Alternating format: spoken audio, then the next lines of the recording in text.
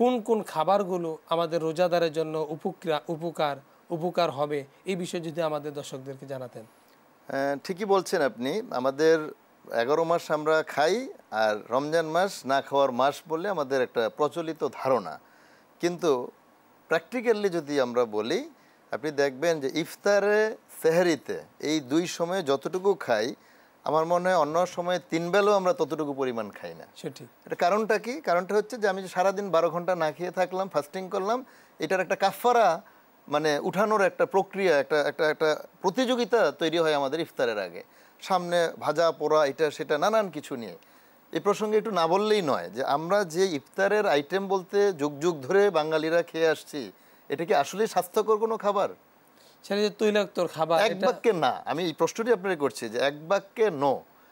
আপনার সকল ধরনের ভাজা পোড়া তৈলাক্ত খাবার অবশ্যই বর্জন করতে হবে। শরীর, আপনি 12-14 ঘন্টা না খেয়ে থাকছেন, আপনার শরীরের দরকার প্রচুর পরিমাণ পানি। সেই সময় আপনার হাইপার অ্যাসিডিটি যেটাকে আমরা বলি, গ্যাস্ট্রিক সিক্রেশন হচ্ছে, হাইড্রোক্লোরিক অ্যাসিড সিক্রেশন হচ্ছে।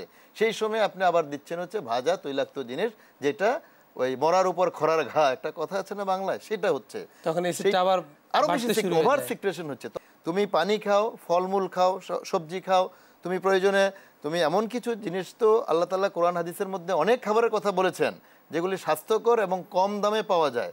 আমাদের দেশে আমি মনে করি সুজলা সফলা প্রকৃতির যে বাংলাদেশ, আল্লাহ রাব্বুল আলামিন আমাদেরকে যে ন্যাচারাল ফল ফলাদি উপহার দিয়েছেন, খুব এক্সপেন্সিভ ফল আপনার খাওয়ার দরকার নাই। তো এখন কিন্তু অনেক ফল বাজারে পাওয়া যায় যেগুলোর দামও কম।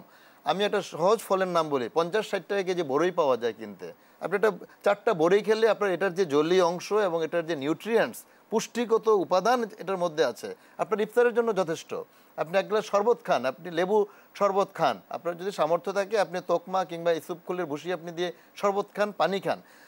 আল্লাহ রসুল হাদিসে বলেছেন যে তোমরা এমনভাবে খাও, তোমার 3 ভাগের 1 ভাগ তুমি খাবার দ্বারা পেটটাকে পূরণ করো, 1 ভাগ পানি দ্বারা পূর্ণ করো, আর একটা অংশ খালি রাখো। কেন খালি রাখার কথা বলেছে? বিজ্ঞানও তো সেই কথা বলছে। একইভাবে সেহরির সময় যে আমি খাবো না 12 ঘন্টা 14 ঘন্টা, সেটা আমি একেবারে মানে দুপুরে যে খাবো না সেটা সহ খাচ্ছি, এটার কি সায়েন্টিফিক্যালি প্রুভড? এটার কি কোনো বেইজ আছে স্বাস্থ্যসম্মত?